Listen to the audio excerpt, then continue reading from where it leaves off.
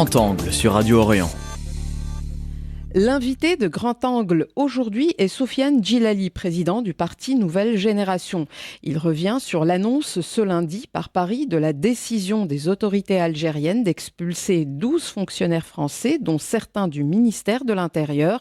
Une mesure en réponse à l'arrestation de 3 ressortissants algériens en France. Va-t-on vers une nouvelle escalade ? On l'écoute. Malheureusement, après la visite du ministre des Affaires étrangères français à Alger, on espérait tous une reprise tout à fait normale des relations. Mais là, il nous semble qu'on rentre dans un imbroglio. En réalité, je pense que la relation algéro-française est maintenant très largement instrumentalisée par certaines parties en France.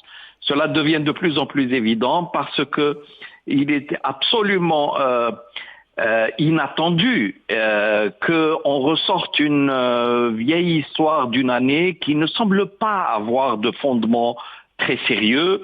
Les protagonistes sont très largement connus en Algérie, mais qui n'ont absolument aucun crédit en tant qu'opposants politiques. Mais là, je crois qu'on en a fait beaucoup et c'est bien malheureux. Alors l'objectif est très probablement politicien en bonne partie, au-delà des problèmes réels et objectifs qui peuvent se poser entre l'Algérie et la France. Il est clair qu'il y a un certain nombre de questions qui sont restées en suspens, que autant la France que l'Algérie ont un certain nombre de choses à reprocher à l'autre, mais je pense que ça devrait se négocier en dehors de ces jeux médiatiques qui ne font qu'envenimer. Et je pense que ni le peuple français ni le peuple algérien n'ont besoin de cela.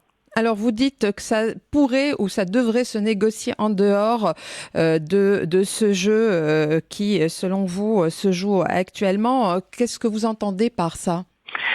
Écoutez, à chaque fois, il nous semble que dès qu'il y a une possibilité d'apaisement, d'une manière ou d'une autre, le conflit est relancé.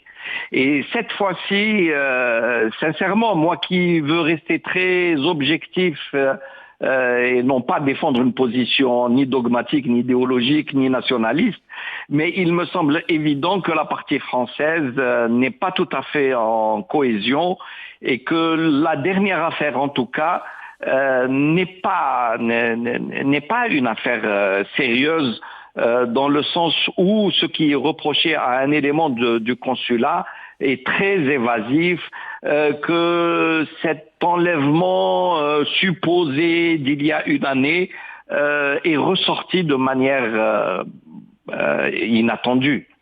Donc tout ça, ce n'est pas des procédures tout à fait claires. Mettre quelqu'un en arrestation alors qu'il bénéficie d'une immunité diplomatique, il y a beaucoup trop de choses qui, de mon point de vue, sont des anomalies.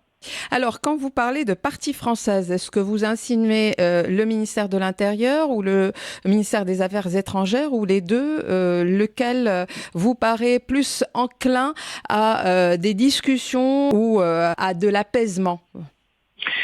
Écoutez, la dernière affaire sur le supposé tentative d'enlèvement et d'assassinat, mais si on écoute le principal concerné, il dit clairement qu'il a été relâché au bout de 20 heures et qu'il ne lui est rien arrivé. Et ça remonte à une année.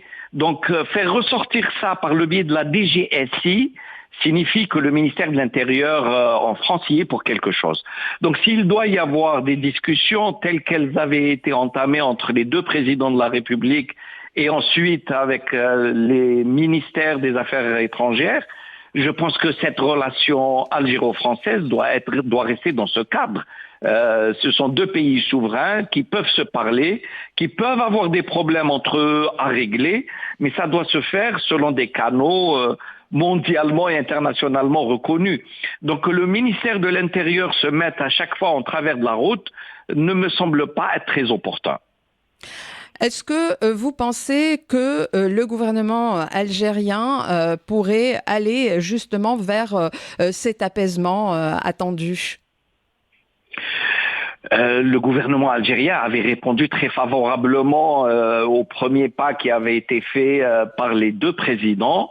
Alger avait reçu tout à fait normalement le ministre des Affaires étrangères français.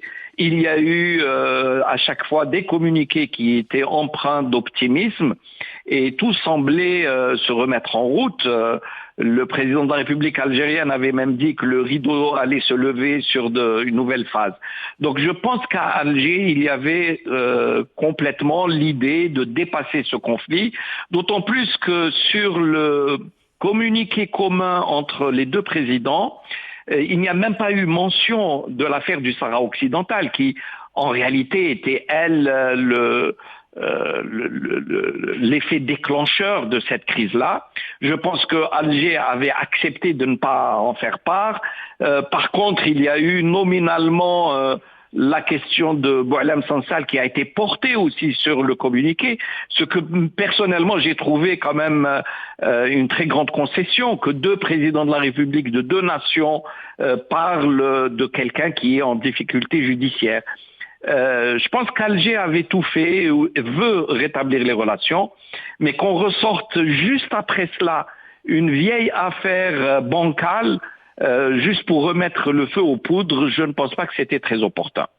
Alors, pensez-vous que Alger irait jusqu'à l'expulsion justement des 12 fonctionnaires français si on n'arrive pas à trouver un terrain d'entente? Je ne sais pas jusqu'où pourrait aller à Alger. Ce qui est sûr, c'est que là, il y a une blessure évidente et Alger ne veut pas devenir un enjeu de politique intérieure française.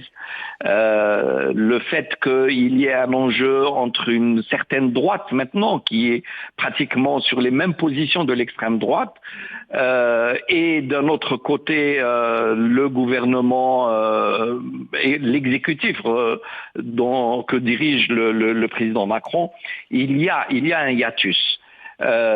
Peut-être qu'il y a de vrais problèmes objectifs entre les deux pays, mais ces problèmes-là ne doivent en aucun cas devenir l'objet d'une politique intérieure politicienne ou électoraliste. Est-ce qu'on peut dire qu'on est revenu à la case de départ? À mon avis, c'est un peu plus grave, parce que là, ce qui est incompréhensible, c'est que un représentant de l'ambassade d'Algérie en France est détenu sur de très vagues soupçons, sur une affaire qui ne semble pas tenir la route, au-delà de son immunité diplomatique. Et donc il y a là vraiment une provocation qui est évidente.